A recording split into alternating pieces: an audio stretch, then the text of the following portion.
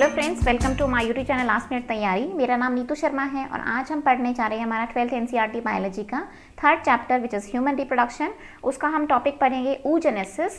और हम जानते हैं इससे पहले वाली वीडियो में हमने पढ़ा था स्पर्म का स्ट्रक्चर और स्पर्मेटोजेनेसिस।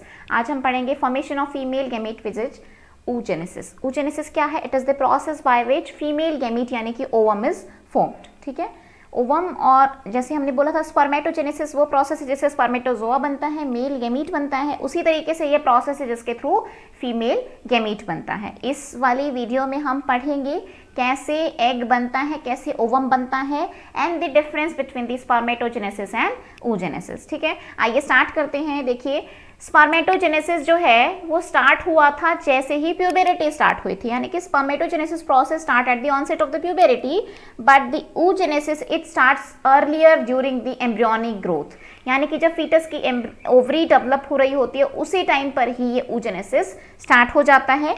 और उस टाइम पर एम्ब्रियोनिक ग्रोथ में ही बहुत सारी mother cell, gamete mother cells पहले ही बन जाती हैं। गैमीट मदर सेल जिसको हम कहते हैं oogonia।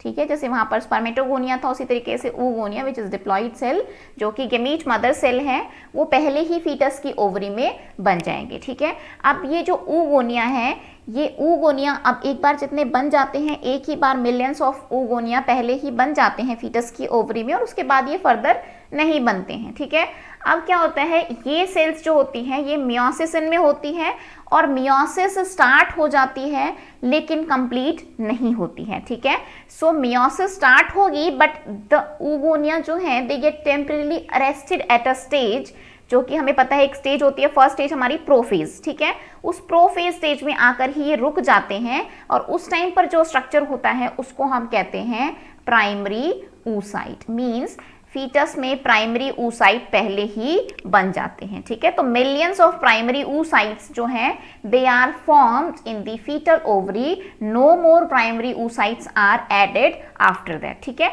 तो एक बार बन गए तो बन गए। अब वो फीटस ओवरी जो है, अब वो फीटस के बाद वो बच्चा बड़ा हो के जब तक वो प्यूबेरिटी तक आएगी वो गर्ल, तब तक बहुत सारे oocyte क्या होंगे, डीजनरेट हो जाएंगे और जो बचे हुए oocyte होंगे एट द ऑनसेट ऑफ प्यूबेरिटी क्या होगा, उनमें चेंजेस आने शुरू हो जाएंगे। ठीक है, वो डिफरेंशिएट होना स्टार्ट हो जाएंगे और जो प्राइमरी oocyte होंगे, प्राइमरी oocyte के ऊपर एक लेयर आ जाएगी, किसकी, ग्रैनुलोसा की लेयर आ जाएगी। ठीक है, ग्रैनुलोसा लेयर आ जाएगी और इसकी वजह से प्लस में थीका भी इसमें स्टार्ट हो जाएगा। ठीक है, थीका मीन्स लेयर स्टार्ट हो जाएगी और ग्रैनुलोसा लेयर, और ये प्राइमरी oocyte है अंदर।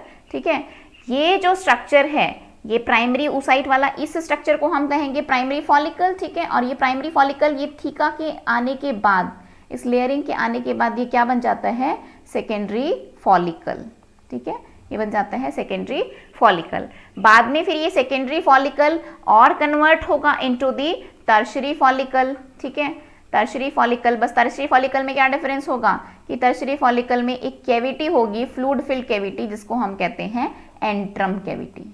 ठीक है, एंट्रम कैविटी से हम डिफरेंशिएट कर सकते हैं between the secondary follicle and the tertiary follicle. तो tertiary follicle have the fluid filled cavity जिसको हम कहते हैं एंट्रम। अब क्या है, ये है तो टर्शरी फॉलिकल लेकिन इसके अंदर क्या प्रेजेंट है, प्राइमरी oocyte। सिर्फ ये फॉलिकल क्यों बन रहा है, क्योंकि इसके ऊपर क्या आ रही है, लेयर्स आती जाती है। ठीक है, लेयर आ गई और लेयर आ गई, ग्रैनुलोसा की लेयर आती जाएंगी, थीका बनता जाएगा, जिसकी वजह से ये क्या बन जाएगा, पहले प्राइमरी फॉलिकल था, देन सेकेंडरी फॉलिकल और देन टर्शरी फॉलिकल। ठीक है, टर्शरी फॉलिकल में क्या होगा, अंदर फ्लूइड फिल्ड कैविटी होगी। अब ये टर्शरी फॉलिकल के बाद क्योंकि अब प्यूबेरिटी स्टार्ट हो गई है तो इस स्टेज पे ये जो प्राइमरी oocyte है, ये प्राइमरी oocyte अपनी मियोटिक डिवीजन जो इसने स्टार्ट की थी उसको कंप्लीट करेगा और कंप्लीट करने के बाद मियोटिक डिवीजन है तो हमें पता है क्या होगा, दो सेल्स बनेगी, दो हैप्लॉइड सेल्स बनेगी। बट ये जो डिवीजन है ये कैसी होगी, अनइक्वल डिवीजन। ठीक है, अनइक्वल डिवीजन होगी और उसकी वजह से एक स्ट्रक्चर बनेगा हमारा सेकेंडरी oocyte। ठीक है, एक स्ट्रक्चर बनेगा सेकेंडरी oocyte और एक छोटी सी सेल बनेगी जिसको हम कहते हैं पोलर बॉडी। ठीक है, दोनों है तो हैप्लॉइड सेल लेकिन इस अनइक्वल डिवीजन में क्या होगा, जो प्राइमरी oocyte है उसका सारा का सारा साइटोप्लाज्म किस में आएगा, सेकेंडरी oocyte में, और इसमें सिर्फ एक बेयर न्यूक्लियस प्रेजेंट होगा और वो न्यूक्लियस हैप्लॉइड न्यूक्लियस तो प्रेजेंट होगा लेकिन साइटोप्लाज्म में नहीं होगा। ठीक है, तो ये क्या है, यहाँ पर सारा का सारा साइटोप्लाज्म कहाँ पर आ जाएगा हमारा सेकेंडरी oocyte में, ठीक है।